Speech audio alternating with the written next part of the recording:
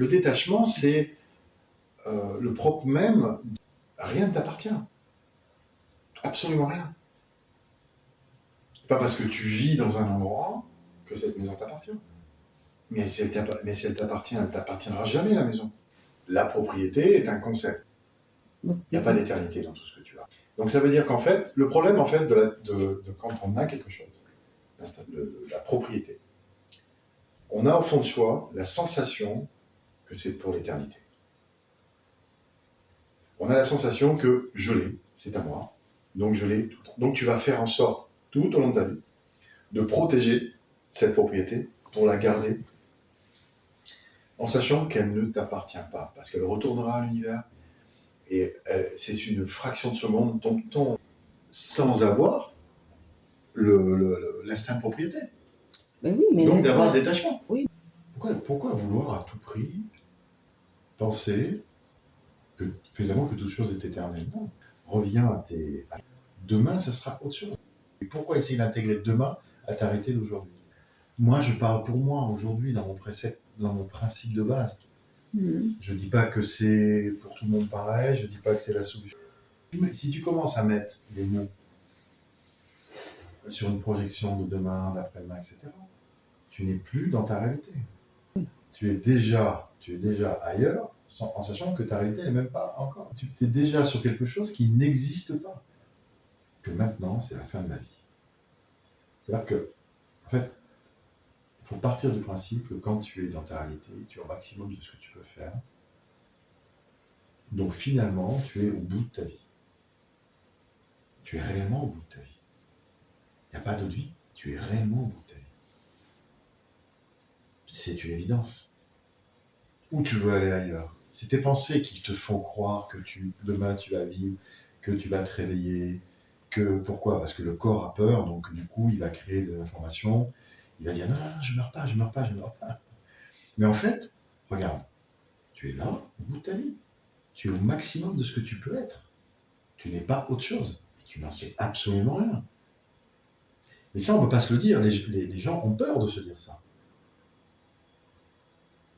Parce que du coup, ça les met en arrêt sur toute leur vie. Ils disent, ouais, mais attends, mais merde, effectivement, si ça m'arrive, qu'est-ce que je vais faire? Mais t'as rien à faire, puisque ça ne va t'arriver. Ou ça ne t'arrivera pas.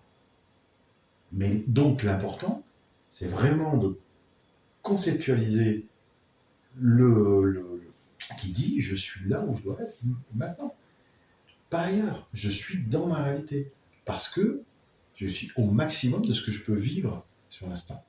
Pas plus. Ni moins. Tu as cette globalité qui est là, qui est maintenant, pas ailleurs. Donc c'est réellement la fin de ta vie. Donc si c'est la fin de ta vie, ben, tu es dans le détachement.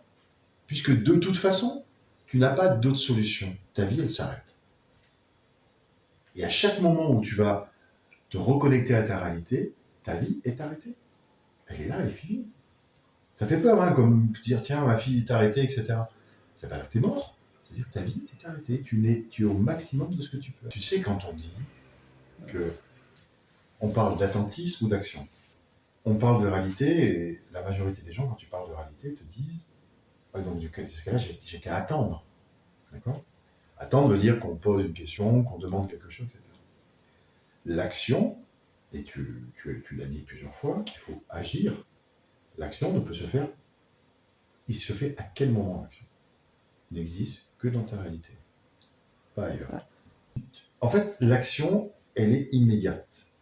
Ça veut dire que tu ne peux pas agir en dehors de ta réalité. Si tu dis, oui, alors je vais faire ça tout à l'heure, je vais faire ça après, je vais faire ça avec ça, ben, tu n'es pas dans ta réalité. C'est là qu'il faut. C'est là qu'on apprend à ne pas trop parler, à faire les choses au lieu de parler. Et si c'était de l'illusion, tout ça? Je pose la question pour voir si le doute il disparaît ou il reste. Et si c'était de l'illusion? En fait, tu peux pas. Si tu dis que c'était de l'illusion, tu reviens à ta réalité, tu vas te rendre compte que c'est pas de l'illusion, parce que de toute façon, tu es dans ta réalité. L'illusion, c'est quelque chose qui est un. Moi, par contre, voilà, alors, on va donner un exemple. Tu as ta réalité, j'ai la mienne. Okay, ne serait-ce que le positionnement on est. Je vois pas la même chose que toi, etc. Ok, le truc très basique. Par contre, si je fais en sorte d'être avec toi au niveau de la discussion et que j'essaie de capter ta réalité pour pouvoir échanger, je suis dans l'illusion. Oui. Pourtant, on va parler des mêmes Oui, choses, oui, oui. on va, Je comprends. on va être dans le même Oui, truc, je comprends dans la ça. même dynamique, etc. Je D'accord ? comprends ça. Donc, l'illusion, elle peut exister à tout moment. La seule chose, c'est qu'il faut être capable, à ce moment-là, de revenir dans sa propre réalité. Parce que du coup, ça laisse la place à plein de choses. À un moment, parce qu'on va être sur le même moment, sur quelque chose, on va décider que c'est ça qu'on partage, donc du coup, pour essayer de le vivre le plus rapproché possible. C'est ce qui existe dans les groupes, c'est ce que, voilà, tu vois, tu fais du monde, tu vas parler d'un... Tu vas rendre, en fait, une information la plus proche possible de chaque réalité. D'accord, je suis même pas sûr que ça marche. Mais, admettons, mais tout le reste n'est qu'illusion. Tout le reste. À partir même du moment où tu dis « je t'ai compris », t'es dans l'illusion. Et pourtant, « je t'ai compris », c'est un concept universel. C'est de dire « ah, j'ai entendu, je t'ai compris ». Non, je t'observe, je t'écoute. Je suis dans tes tâches. Ça veut dire quoi ? Ça veut dire que « je t'ai compris » n'a pas la place. Parce que dans l'écoute, il y a la vibration, il y a tout. Donc de toute façon, voilà. Alors la seule chose à la limite, c'est la vibration. C'est la seule chose qui est commune à tous. Donc ça veut dire qu'en fait, je ne partage pas, je ne parle pas, je ne fais qu'entendre les vibrations. Pourquoi d'après toi ?